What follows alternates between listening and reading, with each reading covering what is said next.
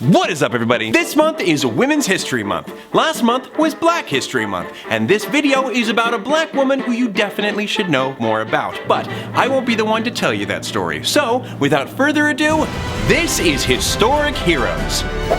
On a holiday! Billie Holiday was the first black woman to do what? A. Sing at Carnegie Hall. B. Win a Grammy. C. Sell 1 million copies of an album. Or D. Sing with an all-white orchestra.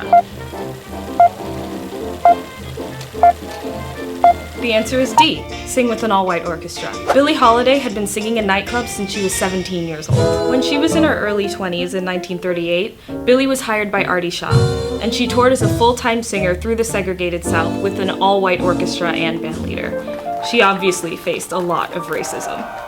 There was one point where she wasn't allowed to sit on the bandstand with the rest of the orchestra. When the orchestra played live on the radio, she wasn't allowed to sing to them. And there was one incident in particular in Kentucky where a white heckler called her a racist slur. I'm no good without you. American author Terry Teachout described Billie's response to him as an obscenity of the highest possible voltage. Yeah, her bandmates had to physically remove her from the stage as quickly as possible. The leader of the orchestra was pressured into hiring a white lead singer to placate audiences, and during a show in New York, Holiday was not allowed to visit the kitchen or the bar. She also wasn't allowed to use the main entrances in the hotel, and she was forced to stay in a back room until her performances. So, she ended up quitting. What a diva, you know, demanding basic human decency. Billie continued performing live and recording albums on her own, and she was extremely well known for her unique sound, style, and vocal technique. Speaking of technique, did Billie Holiday know how to read music? Yes. No? No. What do you mean, no? Have you heard her? Apparently, she learned everything by ear. She never learned music theory or how to read music, but she was very good at improvisation. She took inspiration from Bessie Smith and Louis Armstrong and emphasized singing with a focus on feeling as opposed to technique. When recording with her band, they wouldn't write musical arrangements. They would just go into the studios and improvise. She frequently changed the melodies of a lot of classic jazz songs, which was polarizing for audiences. But about the subject, she said, "I don't think I ever sing the same way twice. The blues is sort of a mixed-up thing. You just have to feel it. Anything I do sing is part of my life." She liked to create songs that had an emotional effect on people, and that spoke candidly about events in her life or in the current time. One current event that had been greatly affecting black people during her time was a surge in lynchings.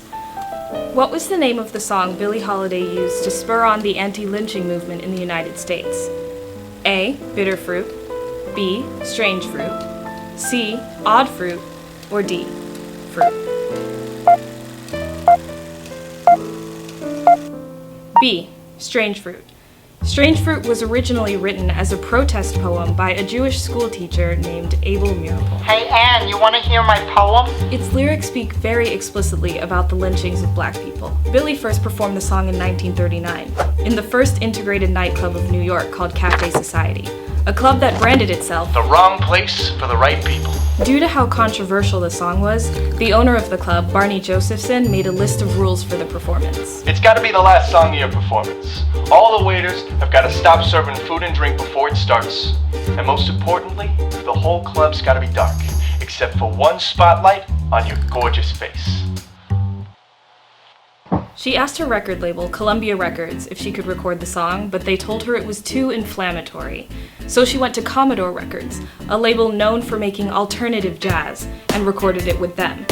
Even though it got recorded, it was still banned from being played on the radio. It still ended up being the song she was most well known for, and it was inducted into the Grammy Hall of Fame in 1978, and named Song of the Century by Time magazine in 1999. While she was somewhat apprehensive about the song and the pushback that it may have caused, she still chose to sing it because she said the lyrics reminded her of her dad, who had died when he was denied treatment at a whites-only hospital when he was 39.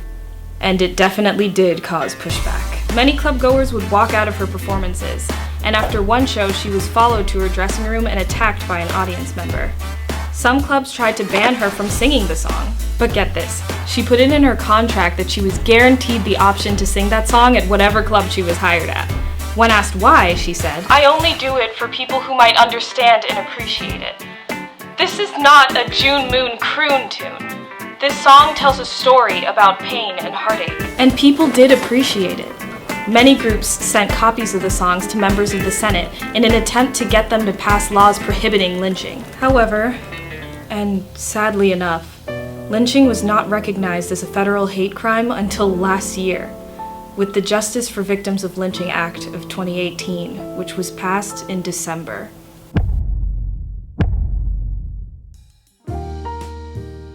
Billie represents this attitude of not giving up and knowing what you believe is right and fighting for it no matter how the outcome turns out, like whether it's a negative response or not. Especially like in today's climate, there's a lot of debate about morality going around, and I think it's really important for you to know who you are and what you believe in and stick to it. Stick to what you believe is right and hold on to your own like sense of identity.